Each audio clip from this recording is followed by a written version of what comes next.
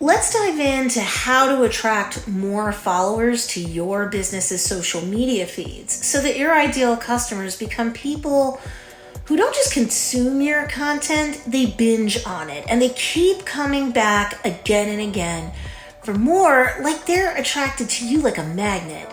They're attracted to you as the brand leader, your business and its offerings, and when they're ready, willing, and able to, they'll certainly buy from you. How to attract sales leads or qualified leads like a magnet with your content? Well, let's get into it. Just like when it comes to a romantic relationship, seduction doesn't come first, attraction does. You're attracting the right partner to you, you hope. And then if they're what seems to be a good match, you'll enter into the seduction process. But you shouldn't try to seduce every person who you come across. I mean, come on, that's ridiculous. Have some standards, right? Nevertheless, if you have an ideal customer, it's much the same thing as having a specific type of person you're trying to romantically attract to you.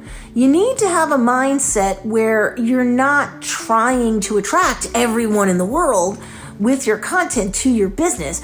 Whenever you try to sell to everyone, you end up selling to no one, as the saying goes.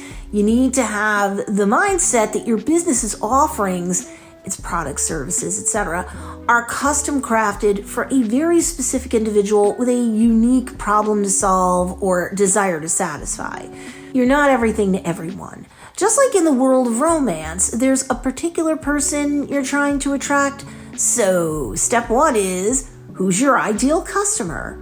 You need to understand both the demographics and the psychographics applying to this particular individual. If you don't know how to narrow that sort of stuff down, be sure to subscribe to my YouTube channel. It's stocked with hundreds of videos that can help you out, okay? But when you know who you're trying to attract, specifically, you'll create content that isn't meant for everyone. It's meant for someone specifically like them. How will you do that? Well, you'll have a better idea of what type of content your ideal customer is binge watching and or binge consuming. You'll know what influencers they follow on Instagram, especially when it comes to the topic having to do with their pain point. You'll know what TikTok creators they're following for the same reason. You'll know what YouTubers they subscribe to, what kind of YouTube videos they'll binge on, all having to do with that pain point. And while I'm not saying that you plagiarize others' content, you can use it as inspiration to create your own content with your own voice and your own spin. Layer in whatever kind of experience you have, related stories you can legitimately tell, make it your own. So step two is, what content is your ideal customer binging on? Your ideal customers have seen brand leaders who might be attractive physically, but let's face it, they're more likely to make purchases when they feel attracted because they feel connection, thanks to an emotional connection, a mental connection. Why? Sales leads that convert end up making a purchase from you because they're emotionally convinced to make a purchase, and they'll use logic to justify the purchase they just made after the sale is completed. Now, sometimes we feel as entrepreneurs who are also marketing on behalf of our business, we feel like we have to prove ourselves to our ideal customers, and therefore we create content that leans far too heavily on logic, showing them, telling them, instead of making an emotional connection with them and illustrating our understanding of the pain that they're in and the pleasure that they're seeking by getting out of pain and into pleasure. Sure, testimonials are useful in terms of content, case studies too. I'm not saying that such content isn't effective. Certainly publish content like that in your business brand's social feeds, but you'd actually get more followers who are ideal customers to convert into a sale for your business because you created content that connected with their emotions. You validated their feelings. And we share excitement when it comes to your ideal customer themselves, their problem, and the benefit for them to accept your offer to help them get out of pain and into pleasure by virtue of your business's offerings, which of course are tailored for people just like them, with unique problems just like theirs. So step 3 is, what emotional connection can your content create? Meaning you should always create content from a mindset of what value do I offer to them, the ideal customer.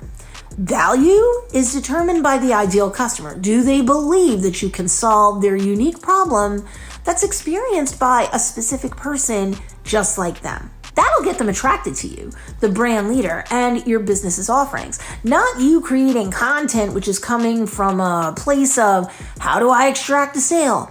By spewing out features. Nobody's buying your course because it has 7 modules that cover X, Y, and Z. Nobody's emotionally motivated by your product coming in the color blue. What's everyone's favorite subject? Themselves. What's their next favorite subject? The biggest problem they're currently facing. Who are they going to be attracted to when they're ready to make a purchase? The brand that gets them, the business that has custom crafted solutions to their problem. That's who someone will buy from. So step 4 is, how can your content show you're interested in solving their problem? Your live streams, your videos, your captions for your social media posts, your blog posts, your anything and everything have to do with attracting new ideal customers, new sales leads, qualified leads, and showing them interest in terms of their problem. But we're not addicted to an outcome, meaning we'll do our content marketing, but we're not coming from a place of desperation. We're not engaging in content marketing for like 3 days and then giving up because we don't have a sale yet. What would happen if you engaged in content marketing on a daily basis and you came from a place of, I know my value. I know the value of my offerings. I know why they should be valuable to my ideal customer. I know how it helps them get out of pain and into pleasure. I'm confident about my ability to be a solution to their problem. So I'll confidently publish content daily, and I own my value. Like, let me see if I can, through the content I create and the hashtags that I use, establish value clearly to the content consumer. And then let's see if they know their value too, and see if they're ready to accept my offer to get them out of pain and into pleasure so that they can enjoy the outcome they're seeking. This is the difference between content marketing from a place of confidence, where you're enjoying the process of publishing content and attracting new followers, new content consumers, and content marketing from a place of neediness, where you're throwing spaghetti against the wall, focusing on just your offerings and pricing, and wondering why no one sees your posts and or why no one buys from you, and feeling awful and unsure about the entire process. If you're struggling still after watching this video, you might want to check out this video I just did recently to step into greater confidence as not just a business owner, but someone who is an effective marketer on behalf of their business as well.